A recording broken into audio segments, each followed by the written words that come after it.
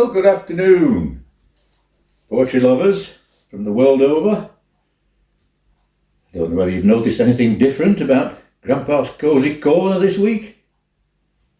Well, if you haven't, may I suggest you see your optician, because that's not me.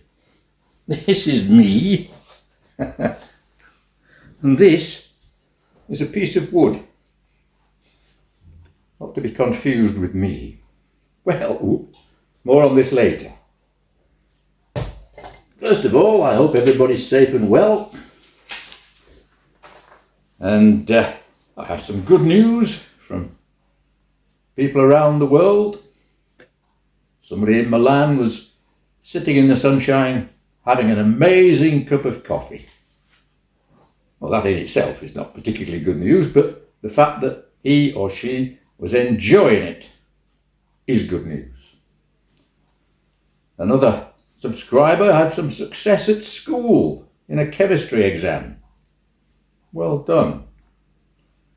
And somebody's nephew, who had been ill for many, many weeks, was showing signs of recovery. So that is good news. Well done. Small items in themselves. But remember, if you have enough bricks, you can build a temple. Well, going back to this chap. This is a Maori carving from New Zealand, brought back in 1995 by my daughter, who was having a gap year travelling the world. It's not a fertility symbol as such, but it is very typical of Maori carvings. Waikairo, they call them. And the tongue sticking out here is especially symbolic. It's used to frighten one's enemies and to instill fear into one's enemies. You can just imagine. If you don't go away, I'm going to stick my tongue out at you.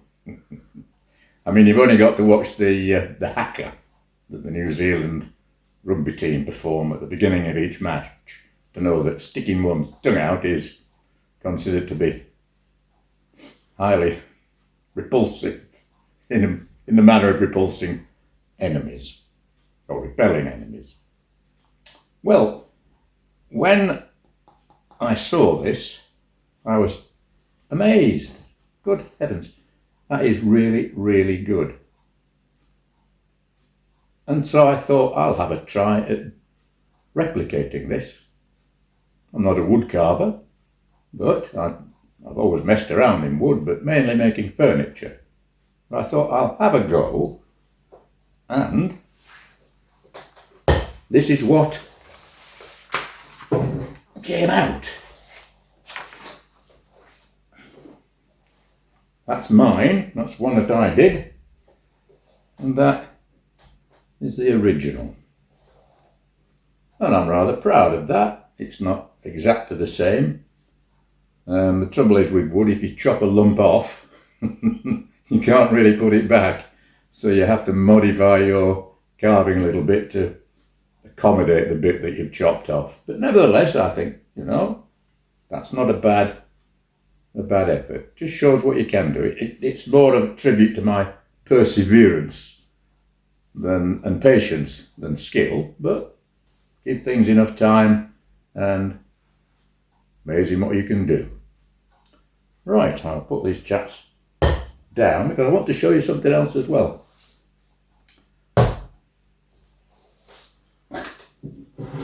This is a carving that I bought in Kathmandu in Nepal 20 years ago. I'm not sure which god or goddess it is. There's innumerable gods and goddesses in Hindu and Buddhist religions, but it might be a Buddha, I'm not sure. But again, that captured my imagination. I thought, that's skillful, that is, all the detail on the top. But I thought I'll have a go. So I did.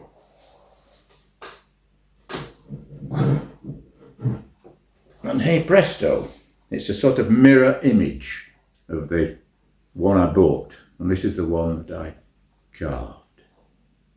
And again, rather proud of that. Just shows what you can do when you try. And that is the sort of subject of this week's little poem. It's called and I get it the right way up. You never know until you try.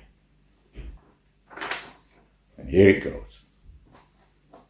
If you think you have no talent, then you really should think again. It's just a matter of finding it, unleashing it from its domain. You can sit around all day and grumble that there's nothing you can do. Well, I may have said it once, but I'll say it again. It's entirely up to you. The choice of things to do is huge. The list is long and many. If you're like me, you'll be good at some, but not brilliant at any. But it's not all about just being the best. It's more about having fun, about taking on a challenge and doing things that you've never done. You can find people with talent in the most unexpected places, and the pleasure that they get from it is evident on their faces. To see them doing something well that they didn't think they could, now if that doesn't inspire you, then I really think it should. You never know. You might earn a living using a talent that you've got. It's better to do something you're good at rather than toiling at something you're not. You may not become a world champion or impress the talent scout, but unless you try, you'll never know. You'll always be in doubt. It may be sport, it may be art, it may be even writing verse. There's nothing to lose in trying things. It can't make matters worse.